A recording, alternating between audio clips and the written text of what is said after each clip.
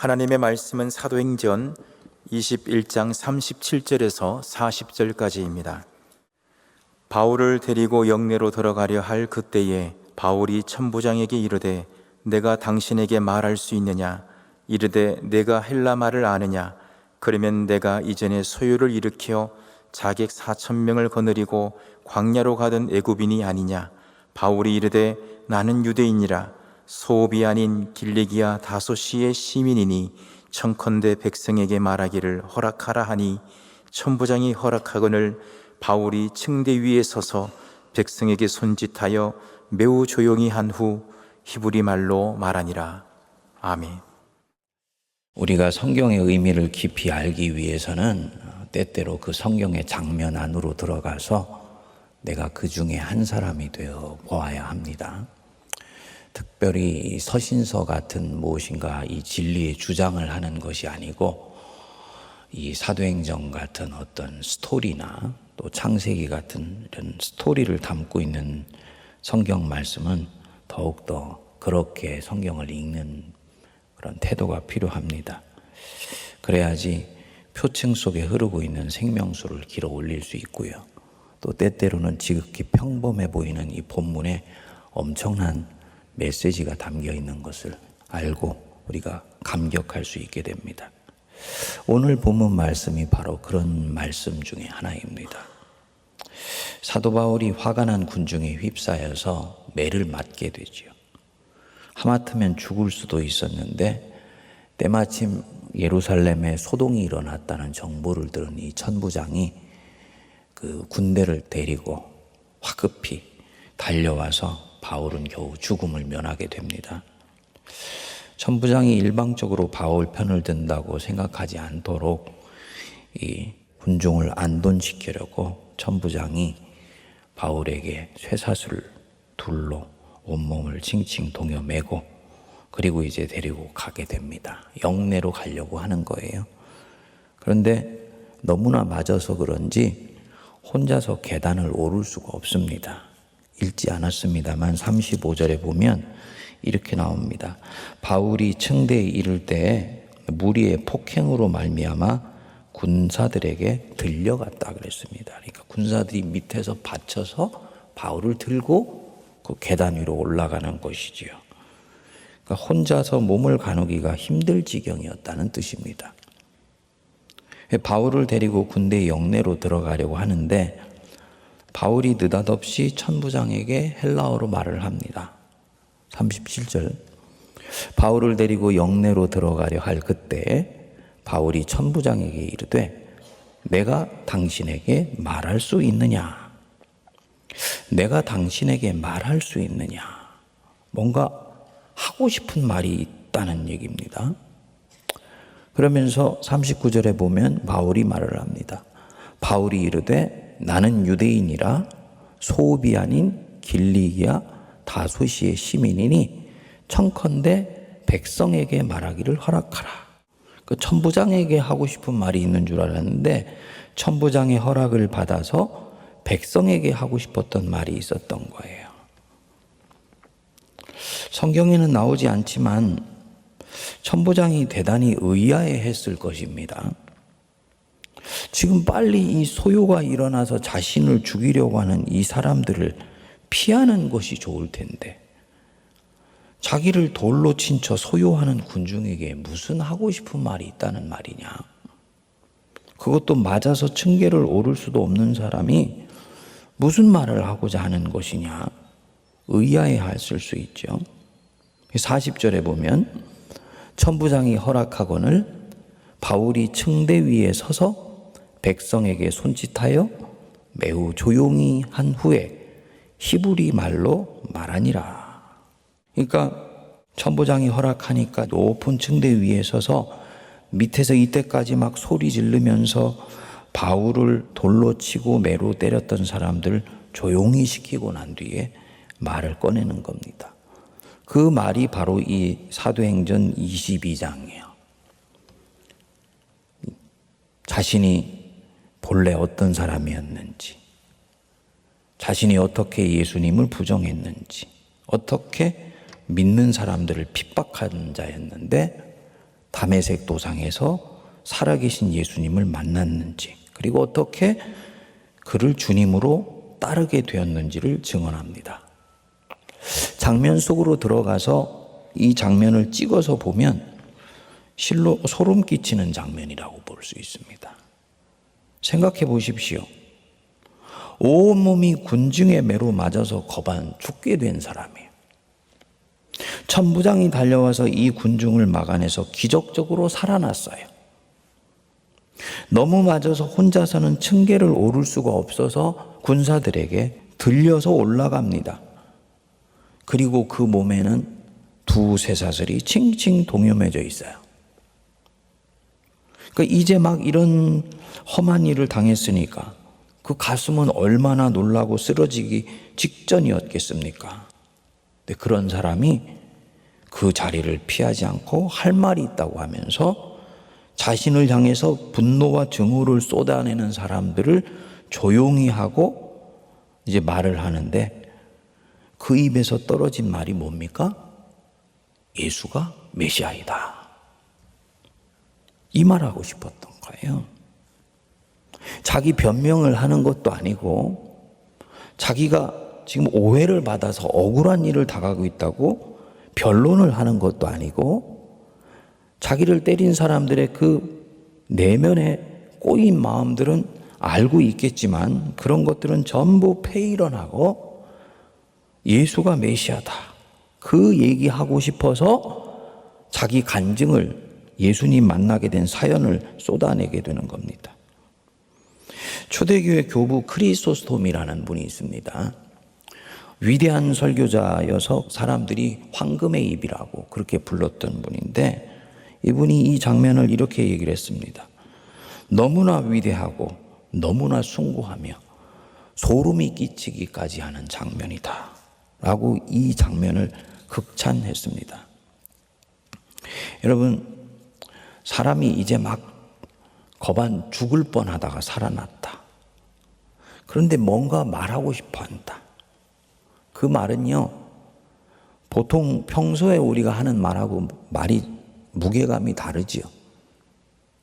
죽다가 살아난 사람이 하는 말이니까. 죽기 직전에 하는 말만큼이나 이 존재의 무게감이 엄청난 말입니다. 자기 영혼의 밑바닥에서 나오는 말이에요.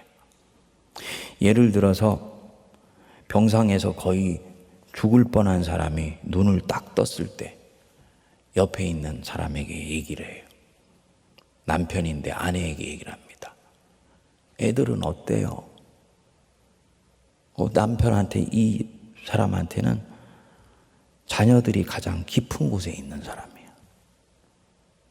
저도 이렇게 죽다가 살아난 적이 있는데 한편으로는 너무 놀라기도 하고 양쪽이 이렇게 묶여 있더라고요. 어이가 없기도 해서 말을 잇지 못했었습니다. 이걸 묵상하면서 나는 그때 무슨 말을 했었더라 생각해 보니까 특별히 무슨 말을 했다는 기억이 안 나요. 생각했던 것은 기억이 나더라고요. 아, 하나님이 살려주신 것이구나. 그러니까 생명이 위태로운 지경까지 갔다가 왔을 때 하는 말, 혹은 그 마음의 생각, 이게 존재가 실린 말이고 그 사람의 영혼의 실체가 담겨있는 생각이에요. 영혼의 밑바닥 속에서는 진짜 그입니다. 여러분들은 바울 같은 이 말, 내가 할 말이 있습니다. 히브리 사람들아, 지금부터 내가 너희들에게 하는 말을 들으라. 요 말을 가지고 계신지요? 출애굽기 7장 7절에 보면 모세와 아론이 하나님의 부름을 받아서 사명을 받고 애굽에 들어갔는데, 그때 7장 7절이 이 상황을 이렇게 말씀합니다. 그들이 바로에게 말할 때 모세는 80세였고 아론은 83세였더라. 바로에게 말할 때, 그럼 모세가 그 이전에는 말을 하지 않았나요? 말했지요. 태어나자마자 맘마 파파 말했을 것이고, 끊임없이 일상의 언어들 말하고 살았지요. 그런데 성경은 모세와 아론이 바로에게 말할 때에 모세가 80세였다. 이때 이 말은요, 그냥 말이 아니에요. 부스러기 말이 아니에요. 밥 먹기 위해서 하는 말, 생존하기 위해서 하는 말이 아닙니다. 자기가 살아야 되는 이유와 목적을 발견했을 때 하는 말, 그게 바로 여기서 하는 말입니다. 세상을 향해서 할 말이고, 자기 사명의 말이고, 자기가 무엇 때문에 여기에 왔는지 이 존재가 실린 말 하는 거, 이 여기서 모세에게 말할 때입니다. 똑같은 맥락에서 지금 이 내가 당신에게 할 말이 있다. 바울이 바로 그 말을 하고 있는 것입니다. 성도님들, 나는 이것 위에 살고 이것 위에 달려가고 있으며 결국 이것 위에 살다가 죽을 것입니다. 그 할 말을 가지고 계시죠? 너 도대체 무엇 때문에 그렇게 열심히 사는데? 난 좀 네 속에 있는 거 그것 좀 들어보고 싶다. 내가 너에게 들려줄 수 있어. 지금부터 내가 너에게 하는 말을 잘 들어봐. 하고 하는 말, 이게 여기서 하는 진짜 말이에요. 그 말을 가지고 계신지요? 아멘 하는 분은 복이 있는 분입니다. 사명을 발견했다는 거예요. 다른 사람이 나에게 넣어준 사명이건, 어렸을 때부터 성경을 통해서나 말씀을 통해서 들었던 사명이건, 그것이 내 피부와 살 속에 들어와서 내 영혼의 실체가 되어 있는 사람. 그래서 자기의 존재가 담긴 말로 나오는 그 언어, 그걸 가졌기 때문에 이 사람은 복된 사람이고 행복한 사람입니다. 그런 행복을 누릴 수 있는 여러분 될 수 있기를 축복합니다. 지난주 주일날 제가 언더우드 심포지움 총평하면서 여러분들한테 지나가는 말로 책 한 권 소개드렸잖아요. 나는 오늘 칸트를 읽고 행복해졌다. 이 광화문 사니까 참 좋은 점이 하나 있더라고요. 광화문은 사실은 빌딩숲에 쌓여 있고 먼지도 많고 매연도 많고 그래서 주거 환경으로는 그렇게 매력적인 곳은 아니에요. 근데 광화문 사니까 정말 좋은 게 하나 있어요. 책을 시키면 바로 배달이 돼. 아침에 시키면 저녁에 바로 배달이 돼. 그 주일날 시켰더니 월요일날 낮에 딱 손에 떨어졌어요. 손에 들고 있는데 책 제목대로 참 좋더라고요. 칸트는 우리한테 너무 먼 사람이고 너무 큰 철학자인데 그것을 잘 풀어서 얘기해 주는데 참 좋더라고요. 근데 거기서 그 말을 합니다. 칸트를 풀어서 하는 말이죠. 당신이 당신 인생의 삶의 가치와 목적을 발견했는가? 그것을 따라 살고 있다면 당신은 진정으로 행복한 사람이다. 딱 읽는데요. 예수 믿는 사람들 얘기네. 저 예수 믿는 사람들의 축복이 뭡니까? 삶의 가치와 목적이 우리는 명료한 사람들이에요. 그렇죠? 누구죠? 예수 그리스도. 예수 그리스도.